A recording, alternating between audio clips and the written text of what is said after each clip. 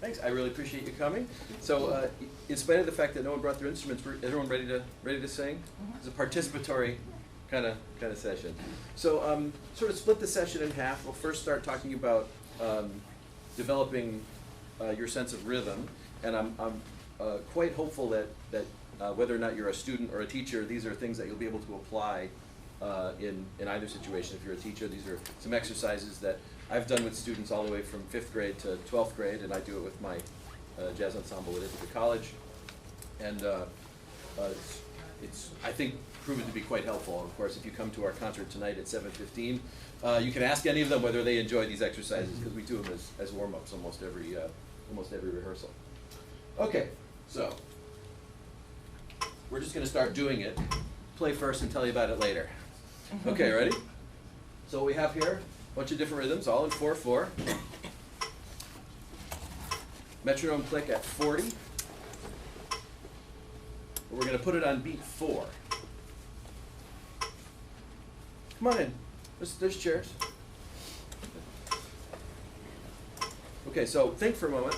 See if you can find the tempo. That would be at 160, and put the click on 4. When you think you got it, count out loud. 1, 2, 3, 4. 1, 2, 3, 4. Good. Keep counting. 4, 1, 2, 3, 4. 1, 2, 3, 4. 1, 2, 3, 4. Good. Okay, so I'm just going to point, and I just want everyone to 1, 2, 3, 4. sing the rhythms. Who's got the rhythms? We don't have to do it in pitch right now. Okay? 1, 2, 3, 4. 1, 2, 3, 4. Ba ba do da, ba ba ba, ba do da, ba ba, ba ba da, ba ba, da da da, ba da, da da, ba, da ba do da, da da, da ba.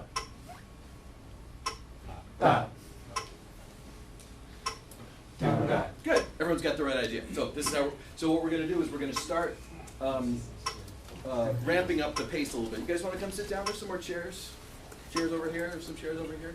Please feel free. There's one over here. You don't have to sit in the front row. Okay. So now we're going to do every measure. So we're not going to leave a measure out. We're going to go right into it and keep going. Okay. Ready? Start the count again. 1, 2, 3, 4. 1, 2, 3, 4. Ba 2, 3, 4.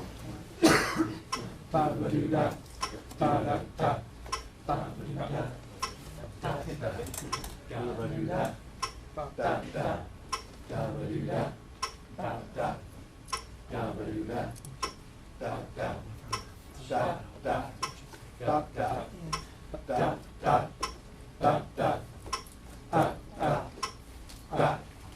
da.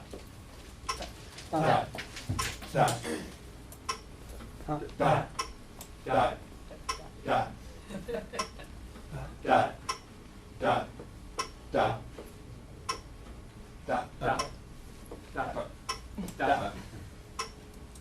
da, da, da, da, da, da, da, da. Okay, we'll try it again.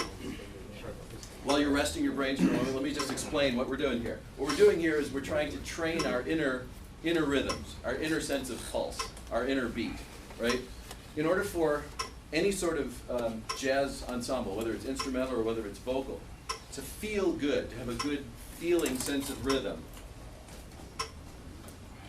everyone needs to feel the pulse, especially those pulses that aren't there. In order for a syncopation to feel good, everyone needs to feel the beats that are there but not played. But everyone has to feel them inside in the same place. Does that make sense? Otherwise, the syncopation just doesn't feel good. Now, a lot of bands will sort of rely on the rhythm section to provide that pulse for them. And the better rhythm sections want to get much more creative. And a rhythm section doesn't necessarily want to, they don't want to be the ones always providing the beat. A good rhythm section wants there to be an interplay back and forth. So if a rhythm section leaves out beat 1, or if a drummer leaves out beat 1, everyone still needs to feel the music in the same place so that they'll know exactly where the end of 1 is, or the end of 2. Does that make sense? So we're training ourselves to feel the beats that are silent.